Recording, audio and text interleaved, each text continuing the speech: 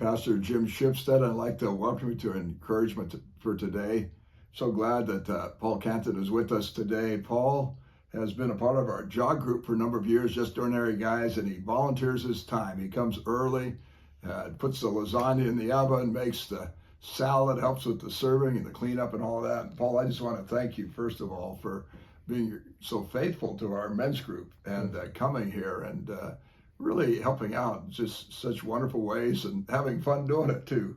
But Paul was sharing with a group of us, we were having lunch today, about a story and how I think God in a very beautiful way blessed him in a kind of an unusual way after his dad had died and then later his mom. You'll hear the story. But Paul, just kind of share from our heart again what happened to you. And thank you. So this is all started in 2015, so about 9 years ago. And my father and mother passed away. And right at the end of their life, my dad had an aneurysm and my mom had dementia. And so I had them in two separate senior care units.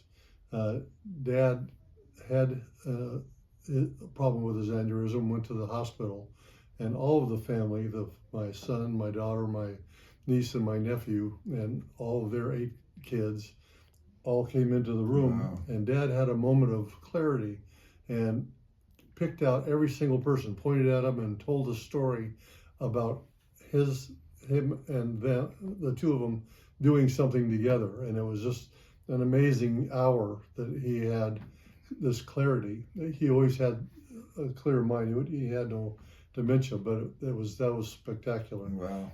During that same hour, I got called away to go help my mom. Something was going on at her unit. And while I was gone, my daughter was holding my dad's hand, and he passed away with everybody there, which was perfect.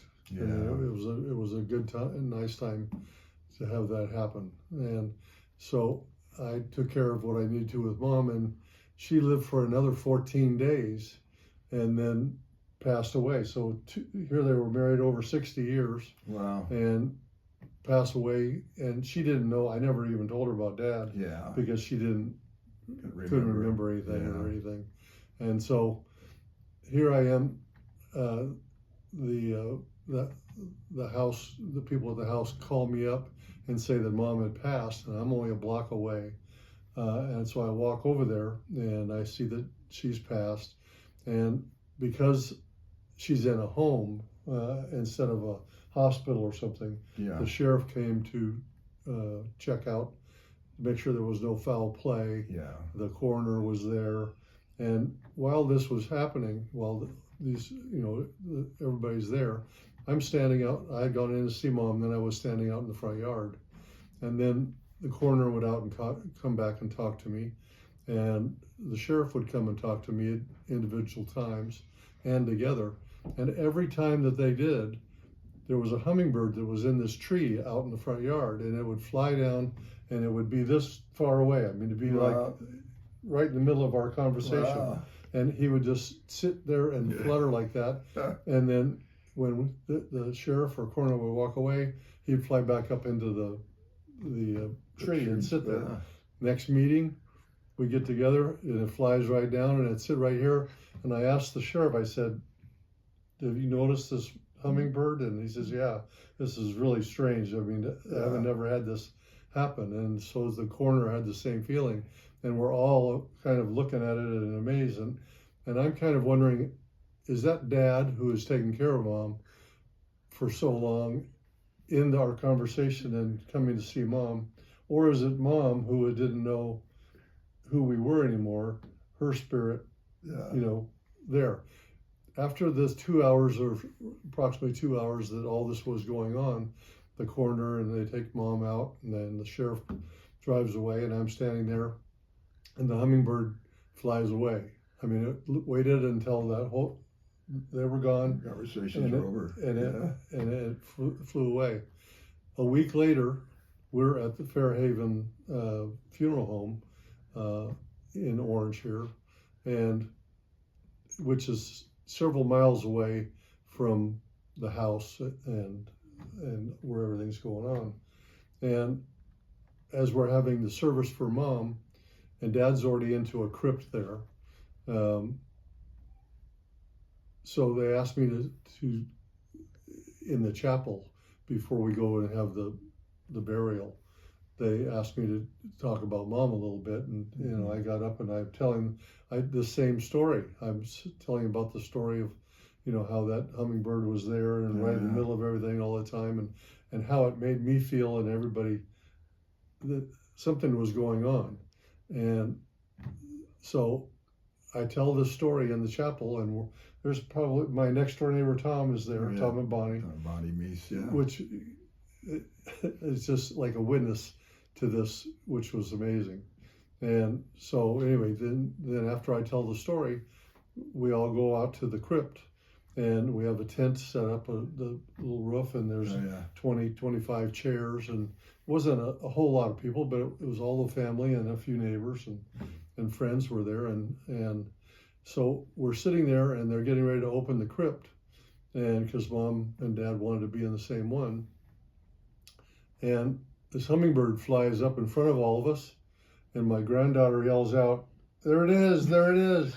And it flies over into the crypt next to where we're doing our work and sits on the little flower deal. Wow. And watches as we open up and put Mom's, body into the crypt. Mm-hmm.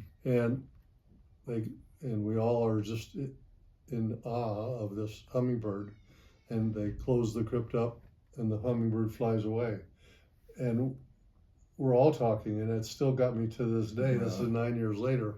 I love to tell the story, and I don't do a great job of it, but it's amazing. What is that, Mom, or is that Dad? Is that God? Is that what is going on with that scenario? Yeah. That funeral home is several miles away from the house, and it's just a treat to tell it. I don't know. I can't explain it. Maybe you can help. I don't know. That's a great story. Yeah. But I enjoy telling it. I hope it helps somebody.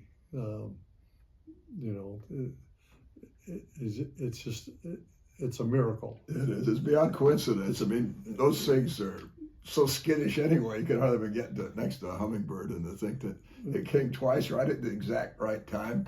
What are the chances of that? And to sit there during the whole time that I'm with Mom and meeting and coming into every meeting, and then to come to the funeral home and land on the little flower deal next to where we're working. Right, at the right time. At the right time, and what's the chances of that? You ever had a hummingbird will land next to you? Yeah. That's right.